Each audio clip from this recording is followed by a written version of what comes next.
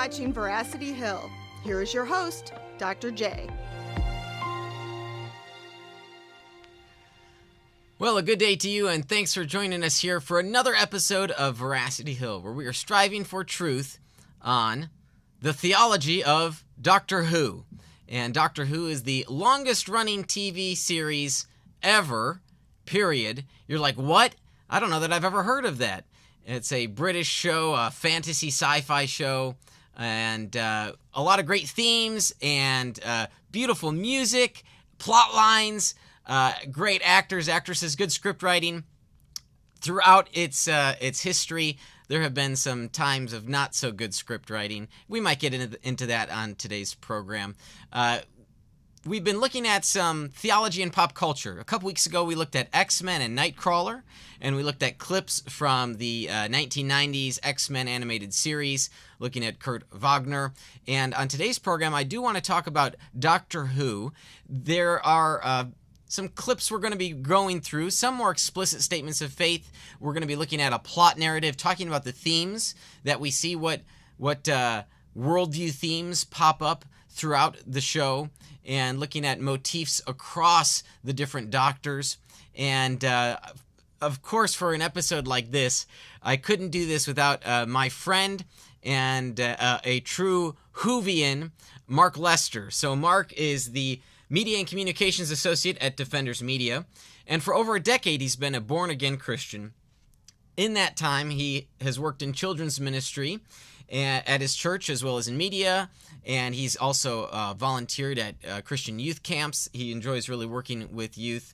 In his spare time, Mark is a avid moviegoer. So he goes to a film roughly once a week. He goes to the theater. He will consume everything that comes out, and he writes reviews at the site Nothing Else to Say. You can go check out that link, nothingelsetosay.com. And he currently lives in the western suburbs of Chicago, and as I said, he is a good friend of mine. Mark, thank you for joining us on our program today. Yes, hi, thank you. So Mark is coming to us from the TARDIS. You can see the TARDIS is the, well, Mark, tell us, what does TARDIS stand for? It's an acronym.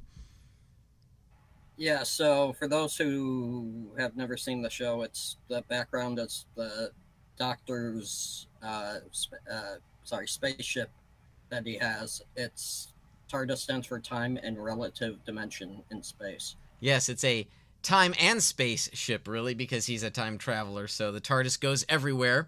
And Mark introduced me to Doctor Who, and over, some time now, probably over a year, we've watched... That's what I was thinking, too. Yeah, we've watched Doctor Who on our lunch breaks here at the office, and Mark's gotten me into the show, so I've seen really the what's called New Who, or the second iteration. There was a long break in between the first iteration and the second iteration, which started up back in the 2000s, if I remember correctly, Mark, the New Who episodes. 2005 was when the show rebooted. Yeah, so, Mark, why don't you just give us a brief overview about what and who is the Doctor, and what is the show about? So, the basic rundown for those who don't know, it's basically simply a alien who looks human.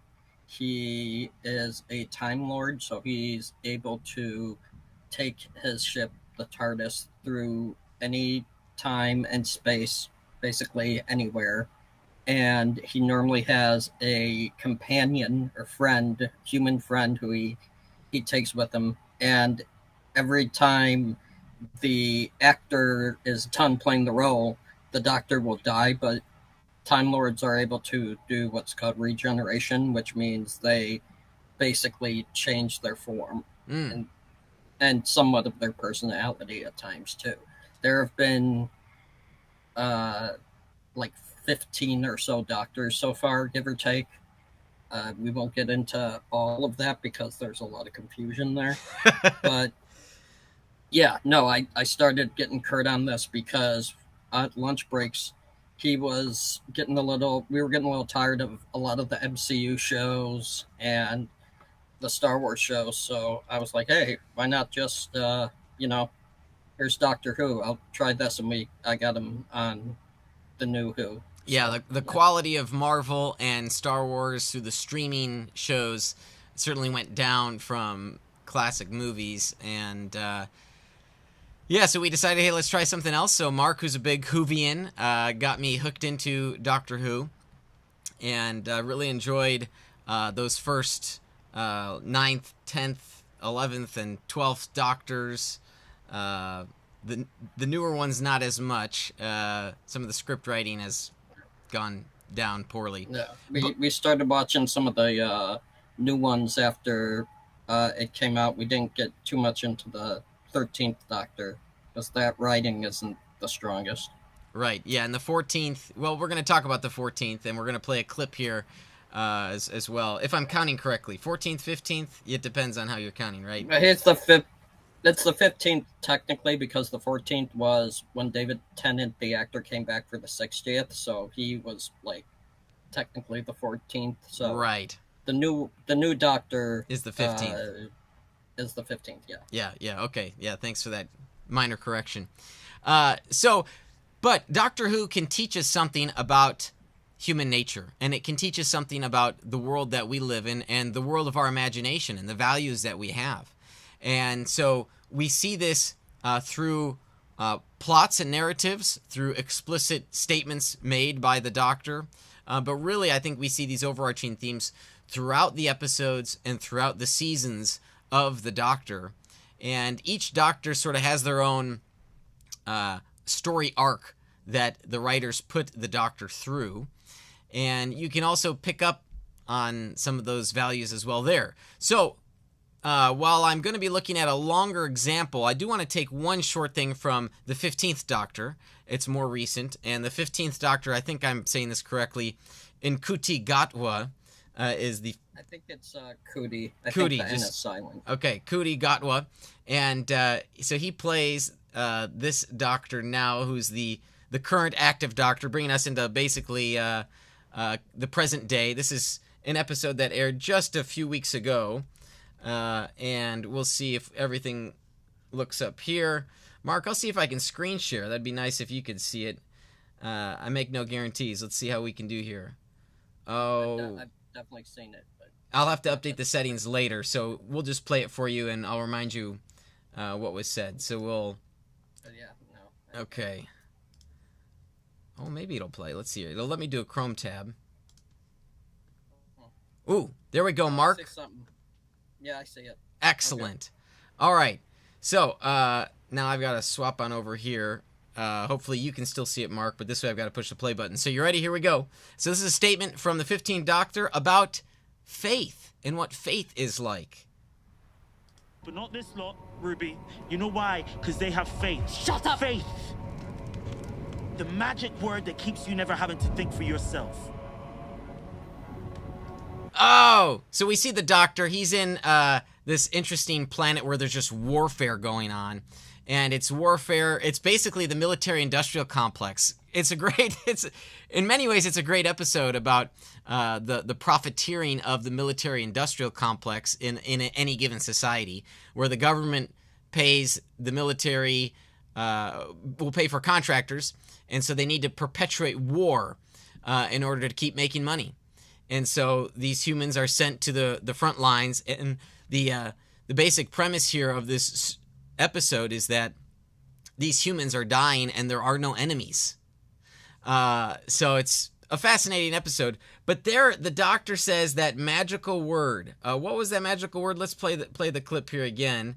If I've got the time, 31:30. If I could play it here. All right, we'll start right here.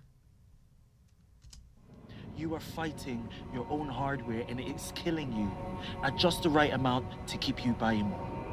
I mean, most armies would notice that they were fighting smoke and shadows, but not this lot, Ruby. You know why? Because they have faith. Shut up! Faith! The magic word that keeps you never having to think for yourself. The magic word that keeps you from having to think for yourself. Wow! Is that really what faith is? Is faith a word that keeps you from having to think? That is not a what I take to be a proper understanding of faith. And I'll stop presenting here, Mark, so we can chat about this clip. Now, I don't know if you wanted to share with our listeners about my style of watching. I can get excited at certain spots. I was going to get to that in our second half. I actually. see. Okay. Yeah, I'll get to that in the second half for sure. Okay, sounds good. Saving that one. Yeah, essentially, I mean, when you heard this line just a few weeks ago, what was your first reaction? Well, no, as soon as I heard it, I basically texted you what it was, and and then we watched it at lunch, and as soon as you heard it, you were basically saying this is our next episode. Yeah, you had been trying to persuade me to do a Doctor Who episode, and then I was waiting for something like that, and then this one just was served right up to us. It was. So it should also be noted that, it's one of those episodes that's very simple. It's the first episode. Anyone who's watched New Who knows of the name Stephen Moffat, who was the showrunner for the Matt Smith and Peter Capaldi era, and then he left, and now this is his first story coming back, and he's very well known for his very simple takes of making something so simple, so complex. He's most famous for introducing the Weeping Angels, for example, as a classic New Who villain. And in this one, it should be noted that the Doctor spends pretty much the entire episode, he's stepped on a landmine, so he has to keep his balance the entire time and keep his weight distributed perfectly in order to stay alive. Yeah. So. Yeah, Moffat writes great stories, not just each episode, but he had a good strength of writing, a story arc across the whole season, where plot lines would come up from time to time. Whereas with the 13th Doctor, there really were no story arcs or meta narratives from what we've seen. Nothing that interconnects the episodes. Yeah. They're like each standalone, like a sitcom almost. Okay, but so this concept faith, what does faith mean? Well, it's very common understanding in our society today, and that faith is this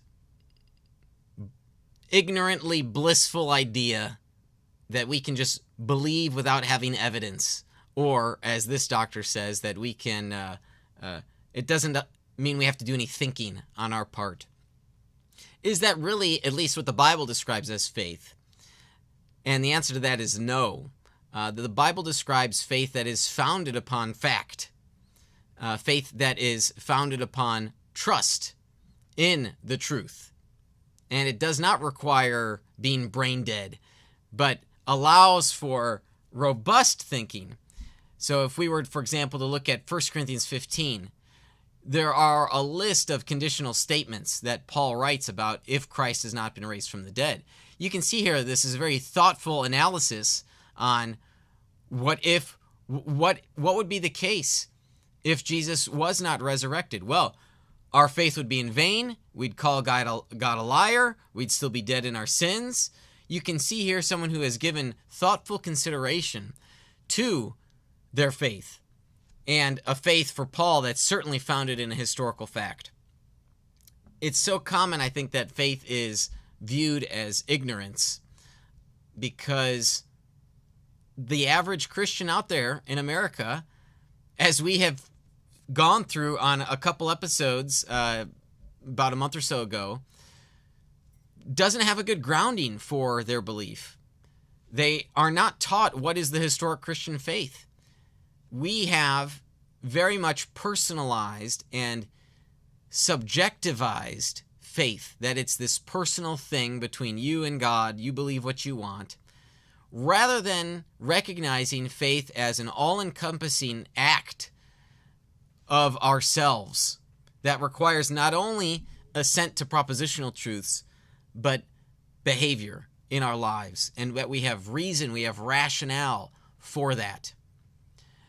So I think as the world becomes more isolating between various tribes of people, we will see more of the rationality of the Christian faith, because there will be reason for why Christians behave a certain way and why the Romans behave a certain way. You saw this with the early church, where the Christians were loving not only themselves but non-Christian people in a certain way, cared for the poor, saved the infants off of the garbage dumps, and did so out of love for each human, because each human is created in the image of God.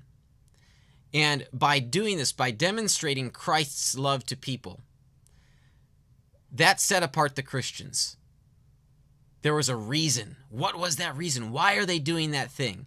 And as the Romans continue to become more like the Romans in our society today, we're going to see that distinction between the Christian community and the Roman community. Now, I'm speaking in themes and motifs here, right?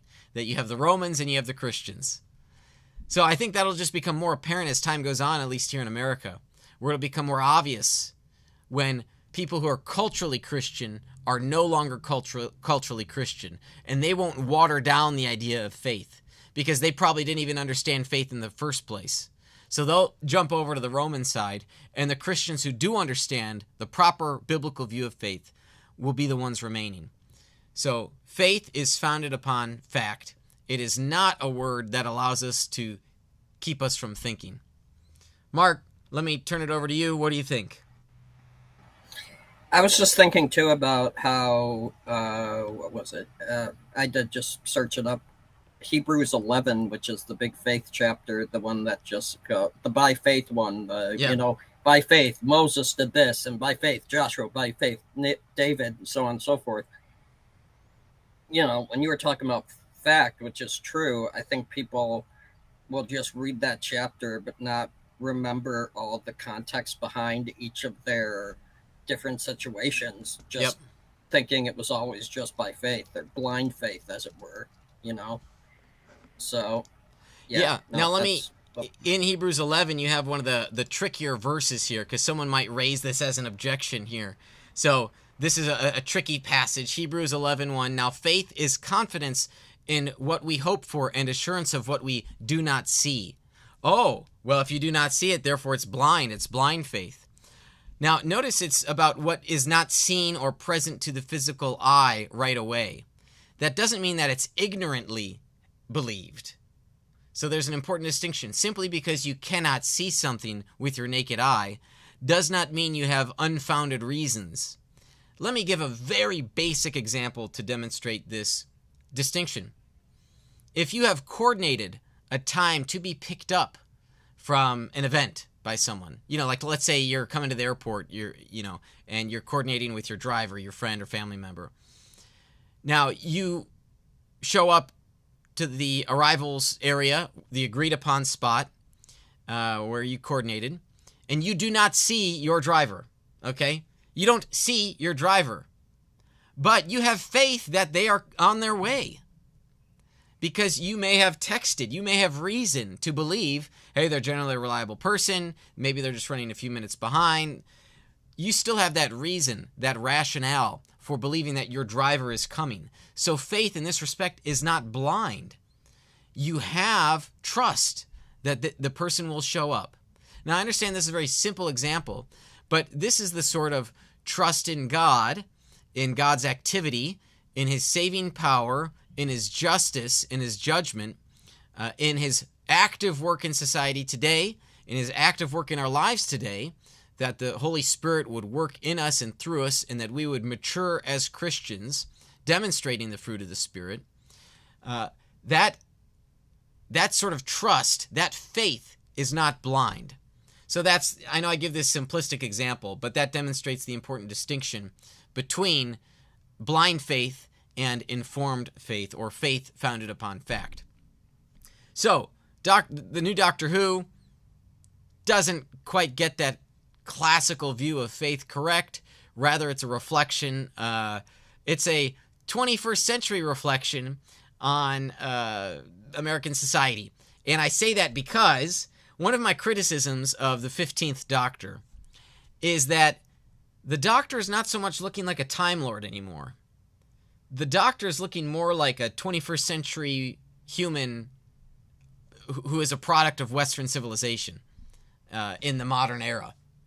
So in that sense, I think Doctor Who loses some of the mystery and the awe of being that Time Lord that we saw with Matt Smith and with Eccleston, for me, being introduced to that, and the other Doctors. Even Capaldi had mystery, and then what are some of the other Doctors, Cap, that I might be missing here? David Tennant was the main one. Of course, David Tennant, yeah. A lot of people credit Tennant with revitalizing. And then the same with some of the older Doctors, too, because I've watched a good amount, not all, because there's a lot of them, but I've watched enough, at least, to know what all the old Doctors are like. Yeah, and I have not watched any of the old Doctors. But the thing about New Who, except for the last couple Doctors, arguably, again, is that the Doctors are not so much Time Lordy anymore. They're not an alien from a foreign place, from a foreign time, who has a quasi-magic scientific screwdriver that will solve the problem or get you out of the jam.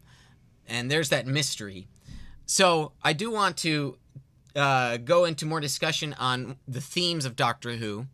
And my take, I don't know about yours, Mark, but my take is that Doctor Who is presenting a very humanist picture of humanity. Now, what do I mean when I say humanist? What I mean is that really we don't need to believe in God. What we need to focus on is education and human progress and, financial growth, educational growth. And if we do these things, we're going to create a better society. So think John Lennon's classic Imagine song, which is so popular. I could not help but laugh when they sang it for one of the Olympic ceremonies, because one of the lines is, imagine there are no nations. And the Olympics is about bringing the nations together to showcase national pride. So if John Lennon's dream came true, there would be no Olympics anymore. So it's just people, it's like they can't even put two and two together when they think about, that's a nice song, it sounds nice, but really thinking about through the implications. People struggle to take that second step sometimes. But so Doctor Who presents this humanist perspective where the Doctor, being a product of this future society, can come to save the problems past, present, and even future. And you do see in episodes, Mark, correct me if I'm wrong, but when the Doctor and his companion go to visit future societies, it's commonly depicted as this futuristic depiction of technological advancements, medical advancements, and the future is bright, except when it's not. When there's some villain or there's some social problem that has gone awry. But very rarely will it be depicted as morally decayed. It's usually presented as morally superior than the present. So in this regard, I see it as a very humanistic outlook until it's not. Is that a fair take? Well, yeah, there are definitely parts where they want to have the future looking much better than the present day. There was at least one episode that I know that we saw, that I showed you, in Tennant's era, where right before they meet the Master, who is one of the main antagonists, the other Time Lord. Yeah. For those who haven't seen it. But when they introduced him, they actually showed them right at almost like at the end of all time at the universe, and they're in this really slum, garbagey like area with all these, poor people and whatnot. And there's that line that the Doctor says, I can't remember it verbatim, where he says, that's the human race. They don't go out with a bang, but with a whimper, or something along those lines. So, but that's the one that stuck out to me. But the but yeah, for the most part, I mean, they want to show. I mean, you're making entertainment. You want to show bright, futuristic futures, not slums and all depravity and stuff like that. Yeah. Bringing up David Tennant and the Master, that reminds me of in one of the, I may have been a special, but the Doctor's in a pickle. He's been aged by the Master, and one of the companions of the Doctor, Martha is her name, she goes about evangelizing people. And she tells them about the Doctor, if only they would remember the Doctor, and that at a certain moment in time, they are to think about the Doctor. And what this does, basically, this is where you get sort of this magic, mystical, Time Lordy, whatever. All of a sudden, the Doctor, I don't know if I don't quite remember, Mark, if it's regeneration powers healing, but it de-ages him back to the time that he should be at. Yeah, it's not I don't remember the whole tech of it all, but yeah, the Masters basically aged him like to look as he would, and because he's about around 900 or so at that time, technically.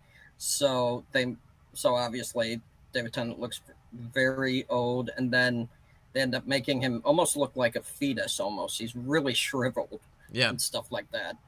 And so then you're right. She goes evangelizing for like a whole year to the whole world and just ends up, getting everyone to think at the same time of Doctor, and it ends up working. But that's kind of the humanist message, right? If we all got on the same page, if we all believed the same thing, then this would happen. So again, this humanist idea. And one of the episodes, which, I thought was a great episode, but which really exemplifies, I won't say encompasses, but exemplifies this message, is the Rings of Akatan. And great visuals, great music in this episode. This is the 11th Doctor, Matt Smith. We've got a few clips I want to play here as we analyze the theology of Doctor Who. But as we describe this plot that's occurring, we're going to see how the humanism comes out here. So we'll start here at, if it's going to let me, here we go. So we're being introduced here to let's see here, we're right at the right spot. Here we go. Okay, so I'll just go ahead and play this. He's introducing the Rings of Akatan with his companion. Clara is her name. The sun singers of Akhet. The who of what? 7 worlds, orbiting the same star, all of them sharing the belief that life in the universe originated here, on that planet. Oh, life? In the universe. Did it? Well, it's what they believe. It's a nice story. Can we see it? How close?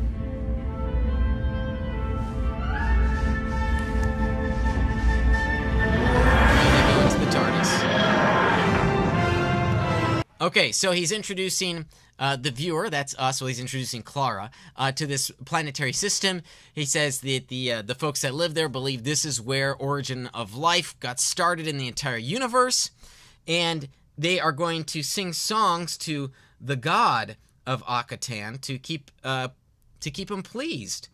And this song, though, is interesting, and this little girl will play an important part in this plot.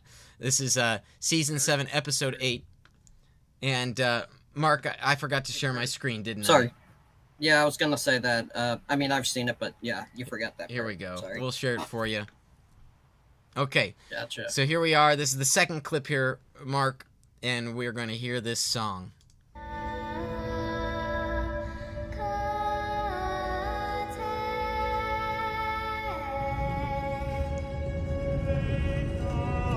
So they sing this hymn to this god.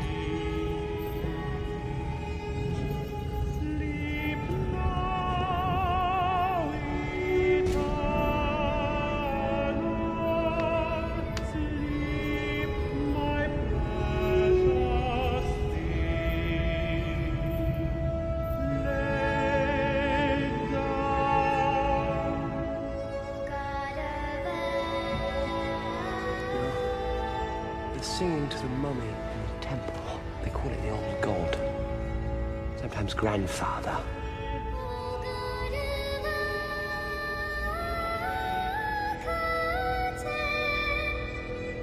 What are they singing? The long song. The long Lullaby song. without end. To feed the old god. Keep him asleep. It's been going for millions of years, chorister handing over to chorister, generation after generation after generation.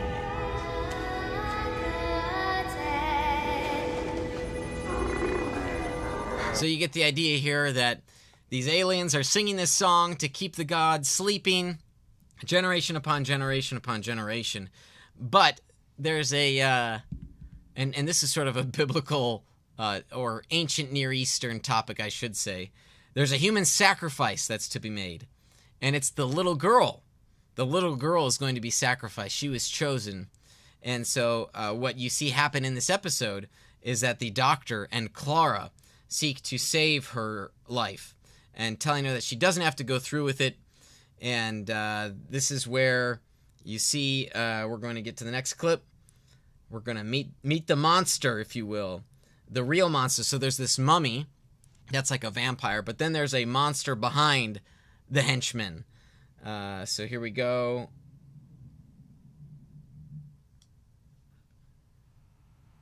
Very frightened. I want to help. So do I. So the Doctor approaches this planet parasite. Rest now, my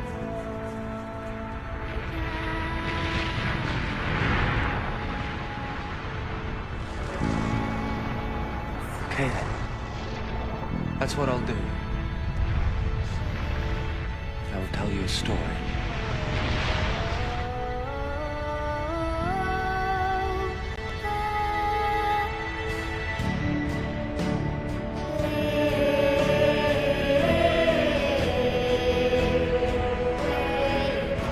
Notice the song has changed. Instead of sleeping, it's wake up.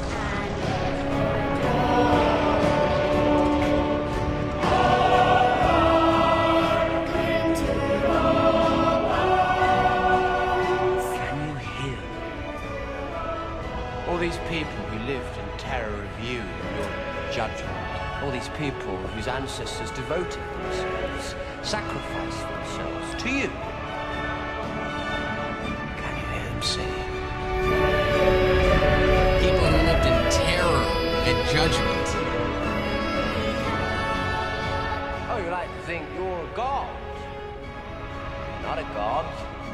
You're just a parasite eaten out with jealousy and envy and longing for the lives of others. You feed on them, on the memory of love and loss and birth and death and joy and sorrow. So, come on then. Take mine. Take my memories. I hope you've got a big appetite. All right, let's pause there. There's already enough here to unpack, Mark, so we'll pause it there. The rest of it continues to be a great overall episode. But I do want to say that you already get here this light of humanism. You see here how the Doctor describes that the religious worshippers lived in fear and terror of the god, and now they don't anymore, right? They're no longer scared of him. And really, we've realized it's not even a god, it's just a parasite wanting to live off of their lives, their memories. And so you can see here the deception. The game is up. There is no God, and the Doctor is here to save the day. Now, we know, as that episode continues on, that the companion plays a part in truly stopping the parasite planet. But the humanist message is clear, that the religious people have been freed, and through scientific discovery, we can overcome how to feed the parasite. Okay. So you see this humanist message throughout the episodes and story arcs. Excuse me. And that's how I would describe Doctor Who, as a very humanist message. But it also, whether the writers want to admit it or not, the Doctor is a Christ-like figure. The Doctor plays the Messiah role. He has come to save humanity from the problems that they continually bring about upon themselves. Time and time again, the humans screw up and the Doctor's there to save the day. That's the gist. That's the rough message. So there still is this Messiah figure because humanity needs a savior. These are deep spiritual truths about humanity. So even though there's a humanist message, we have to go beyond ourselves. We have to go beyond humanity. We have to import an alien who is outside of our sense of time and space to save us. That's a Christ figure right there. So, in that sense, as C.S. Lewis said, Christ is the true myth. What we read in the Christian story, the Christian narrative, is a true story. It's a true ancient myth. These are spiritual truths. Not only are they historical truths, but they're spiritual truths as well. And that's what the writers of Doctor Who can't get away from, these deep spiritual truths. Cap, what do you think? Well, no, I agree with what I heard. It was honestly a little choppy there. We're cutting in just a little. But, yeah, no, I see what you mean. I'm sure that's not obviously at the top of mind for them. But also, at the same time, and I can understand this in some degree, you know, one of the main things of the Doctor is that he learns more and more, because obviously he spends most of his time on Earth. He learns more and more what it means to be human and to be just a little bit more human, which is what all of his companions are about. Yeah. You know, they become avatars in a sense for us. Yes. Yeah. Although, again, as I said earlier, I worry that as the Doctor continues to, quote unquote, understand humanity better, the Doctor loses the mysteriousness of being a Time Lord. And that's going to be a concern, I think, for retaining fans of Doctor Who, because then the show ceases to be Doctor Who. So you have to have a certain amount of timey-wimey and sonic screwdriver stuff that occurs. True. Yeah. I mean, yeah, there's definitely things where they have to bring that in and be like, oh, well, they'll solve it this way for sure.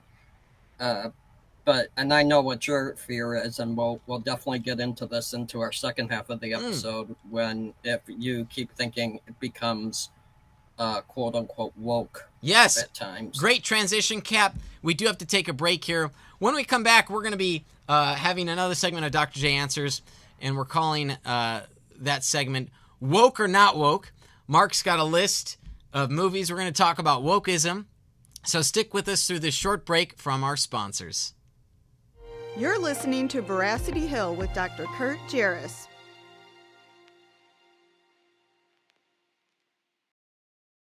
Hi, I'm YouTube. And I'm Apologetics 315. Oh, that's nice. What do you do again? I'm a video hosting platform for Christian apologists. Oh, you're Christians who apologize for being offensive. No, that's not what that means. Ugh, I don't like your tone. My tone? Ugh, I'm sorry. 1 sec. Sorry. There. That'll help you not sound so offensive. Apologetics315.com, your home for Christian apologetics videos and community. No one told us we could actually stand on stools. So unfair. Evangelical Christians are talking about hell. What if we believe what we believe because we've always believed it? What if the gospel is really a matter of life and death? We want you to open your mind, open your Bible, and rethink hell. At rethinkinghell.com, evangelicals look at what the Bible says about hell, putting conventional and controversial views to the test.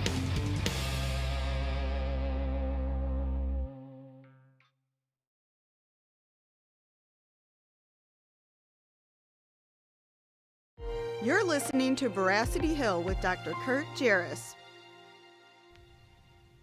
Thanks for sticking through that short break from our sponsors. And now we are headed into a segment of the show we call Dr. J Answers, specifically woke or not woke. This is an idea that Mark had. We've used this term woke around the office from time to time, as Mark mentioned. And really, we should first, Mark, before jumping into this list that you have for me, and I haven't seen this list, so I've got no idea, these list of movies. And most of them I probably haven't even seen, so we'll depend on Mark to help me out. Basically, this term woke, there's a classical sense of woke, and there's a contemporary sense of woke. Words change over time, so there's a fine dance between like the formal meaning and how a meaning changes or evolves. Back in the 20th century and in the early and mid parts of the 20th century, this term woke or stay woke was a way of communicating to someone their recognition of racial injustices. So this was a way of communicating in a short, quippy manner about the injustices in society. And it would be encouraged for people to stay woke. That's what the term classically originally meant. Now, over the last 15 years or so, though, it has taken on a new meaning to refer to other social injustices, chiefly of the LGBTQ plus sort. It may refer to other things, but refer to LGBTQ may also refer to social justice, those types of issues like white privilege and white guilt, whereas back in the 20th century, those concepts would not have been associated with wokeness or staying woke. And while there would be social injustices pertaining to race relations, not to the extent that they are in today's society. Okay, so that's sort of the classical versus contemporary. So, as is common, entertainment in the television arena, in theater, in film, you might get material that's woke. And what does that mean? When I say that term, Mark, what I mean is that the artwork seeks to present its political or ideological agenda more overtly than seems reasonable or warranted by a work of art. Now, I think Christians have done a terrible job in many so-called Christian films in presenting their views overtly and thereby making it bad art, bad entertainment. But on the other side, on the non-Christian side of things, you do also get woke films or woke Disney Plus material. And my concern is, especially with the 15th Doctor, you're getting a lot more wokeism integrated into the show and the plot.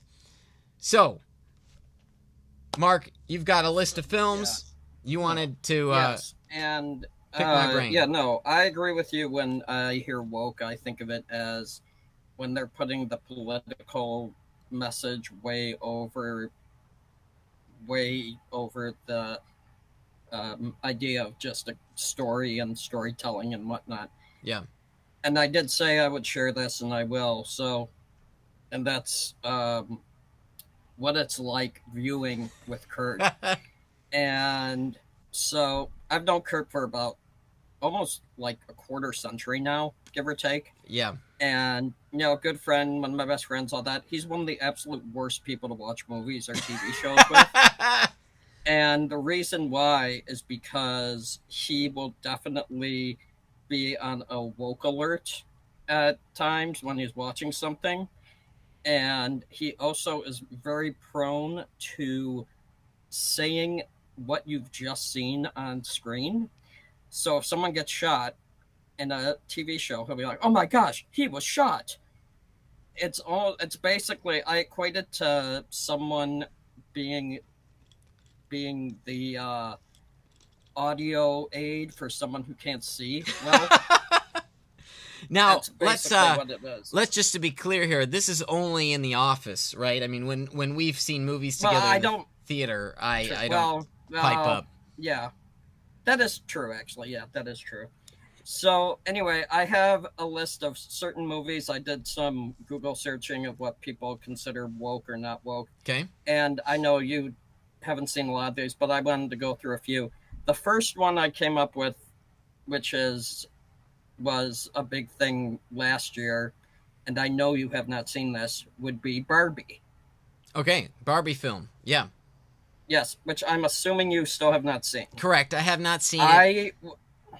Yeah. I definitely see where people are saying this from. I'm sure you've read a lot into it. I think this is a good time to also mention that just because a movie might be quote unquote woke does not mean it's a bad movie. Because I personally think Barbie is a really good movie. It's funny, it's well acted. Ryan Gosling is phenomenally hilarious. But I can see where people come in with the whole, because they'll be like, oh, well, it's about how female empowerment is important over male empowerment and stuff like that. So right. I guess my question to you is, from what you've heard, because we know you're definitely someone who does like to judge a book by its cover, would you consider this movie woke? So let me start off by thinking about your comment that just because a film is woke doesn't make it a bad film. With regard to, say, technical production or artistic production, yes, it can be of high quality. I think, because that term good and bad, those can be so vague in describing a movie. The question for me is regarding the messaging. What is the message? What are the themes that the scriptwriter or the director wants you to take home with you? And a film like Barbie, I would say, is woke. Now, it's woke in the sense of human identity, so it can be classed there, because of this idea. And again, I haven't seen the film, but as you described, it's about female empowerment. I think also maybe in the workplace, is that, That's shown at times. It's been a while since I saw it, but yeah. So there's like this internet reputation for a boss woman or a boss girl, basically someone who's owning it in the work field, but a woman who does so at the expense of a family life. So, we could get into the Harrison Butker comments. I was interviewed on Tim Stratton's podcast about that. And the question is, what does a woman want in life? You can't, I would argue, you can't have the best of both worlds. You can't be a total boss girl and also have kids. One of the two things will have to give. Yeah, I would categorize Barbie as a woke film. That's not to say whether it's a bad film or a good film on various other aspects, but on the messaging. So let me say this: female empowerment in the workplace. Some women believe you should work as long as you can in your 20s and then get married and have kids. What we are witnessing in society today are all of the women who bought into that lie, who can no longer find spouses, mates, willing to marry and wed them and to have kids. There is a subset of society of women like that. And I think many of these women live with regret. So that's what I'll say there. I think it's woke, but we've got a list here to go through. So go ahead and dish the next one. So going on, the next one's actually a group of them, and this has to do more with movies that would be considered woke and ones that I at least consider to not be that good. And that is, I just grouped a couple of the good old-fashioned Disney live-action remakes, which I'm not entirely sure if you've seen, because I know you have kids, but the three I have in here are Lightyear, which is one of them. Okay.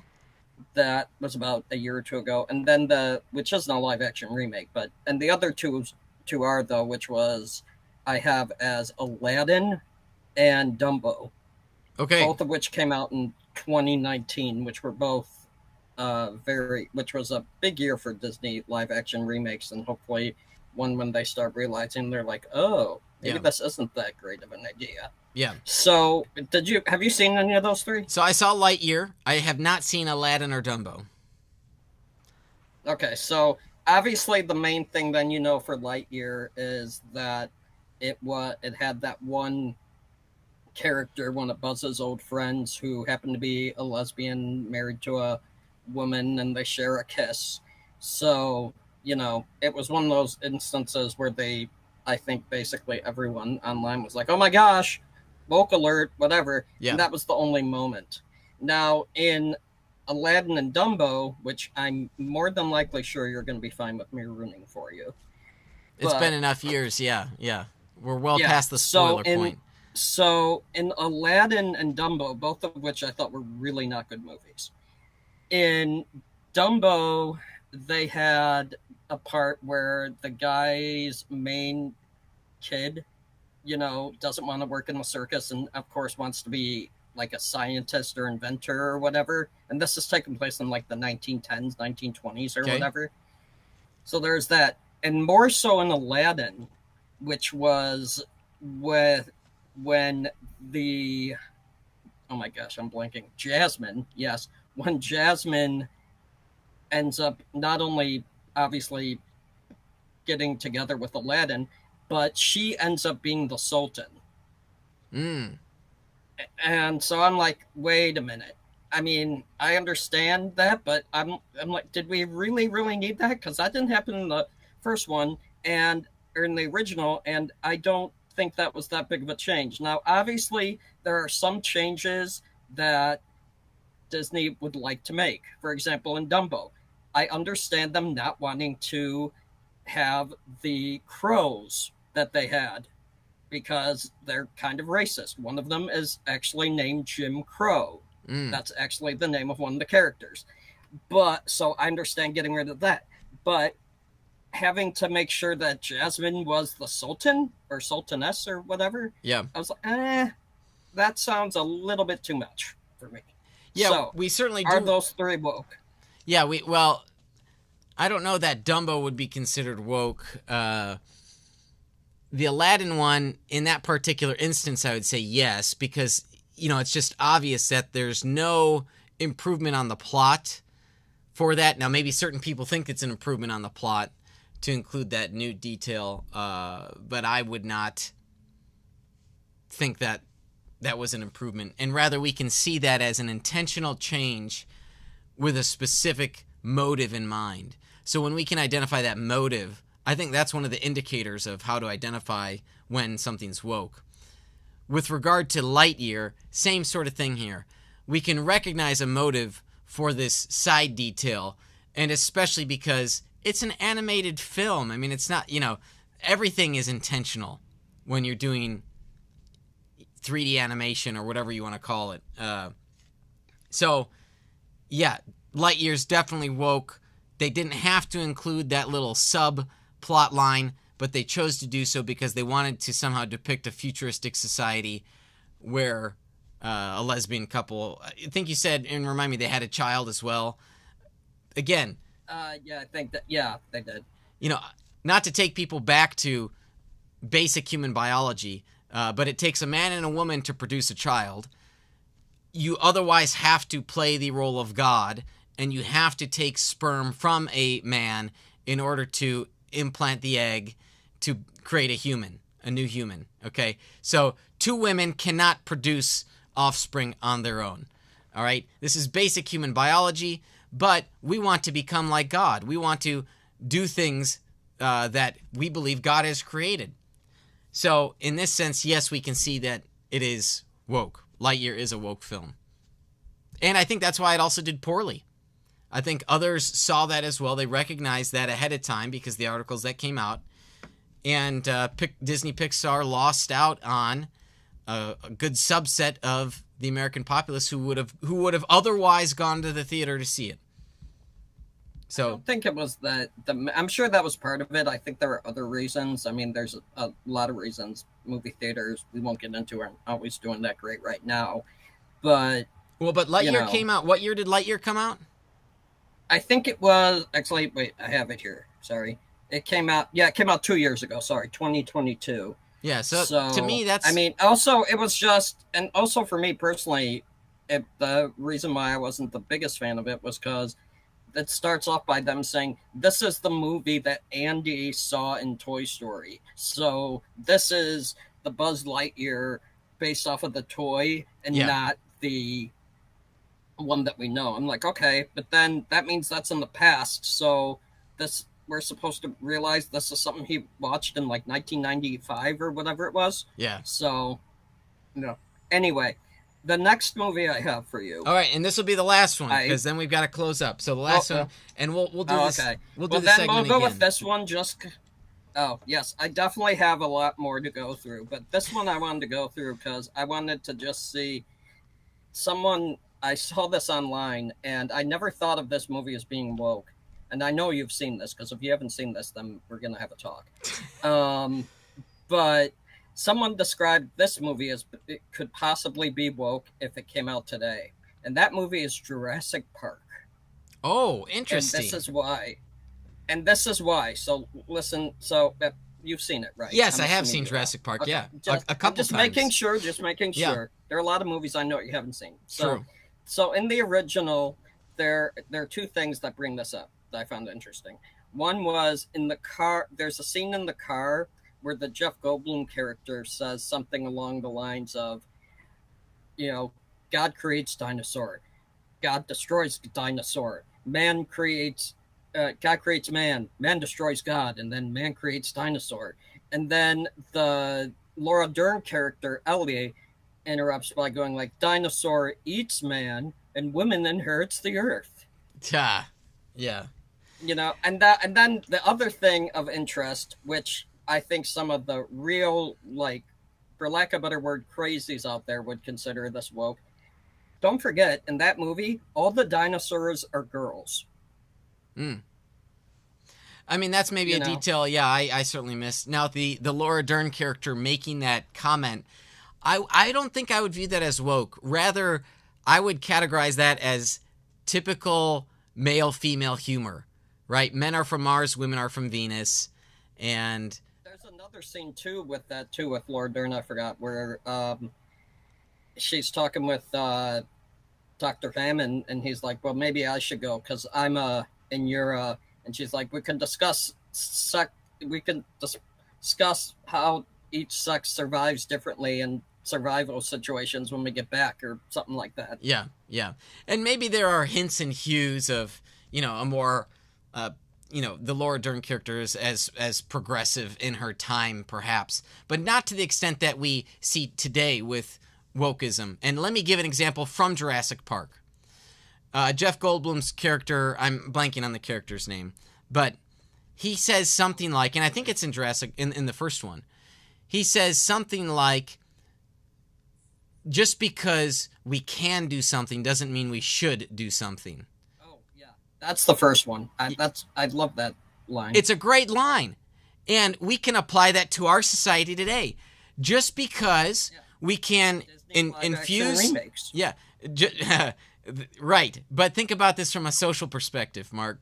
Just because we can put testosterone in a perfectly healthy little girl, or we can put estrogen in a perfectly healthy human boy, doesn't mean we should. And just because human adults can have quote-unquote gender-affirming surgery doesn't mean we should. When perfectly good functions of the human body are removed because someone doesn't feel like they are born in the right body, this is where I would say Jeff Goldblum's character is... and how Jurassic Park, if it were made today, would not be woke, but rather that's a message to carry into our society today, that just because we can do something doesn't mean we should. And I think a number of medical doctors in America have lost their mind on this. They've lost their moral compass, and they've lost their mind about the Hippocratic Oath, about doing no harm. And they are harming people when they do this sort of thing. So I would make Jurassic Park not woke. That's my conclusion on that one.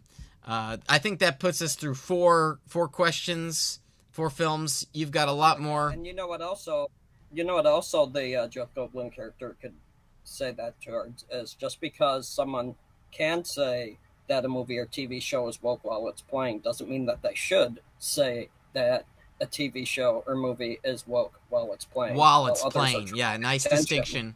Good. I'll work on that, Mark. I've enjoyed spending time watching Doctor Who and other shows here in the office with you. So thank you for your continued work here at Defenders Media. And I enjoy the camaraderie we have with each other. So thanks for coming on the program today to discuss woke or not woke and Doctor Who as well. Well, that does it for our show today. I'm grateful for the continued support that we have from our patrons. Those are folks that just chip in a few bucks each month, and the support that we have from our sponsors. They are Defenders Media, Apologetics 315, and Rethinking Hell. And on next week's episode, we're going to be talking to Tim Stratton about Christian nationalism, that concept, what his views are on why Christians should think about supporting that concept. It'll be interesting hearing how he defines his terms. And the week after, we'll have Mike Austin on to talk about arguments against Christian nationalism. So we've got 2 weeks back-to-back on Christian nationalism, for and against. And I'll do as best I can to be an objective moderator across those episodes, an interviewer, really. Okay, so thank you for Mark for joining us today. Thank you to Gabe, our technical producer, for making today's program happen. And last but certainly not least, I want to thank you for listening in and for striving for truth on the theology of Doctor Who. This has been Veracity Hill, a viewer and listener supported program. For more resources, including past shows, visit veracityhill.com.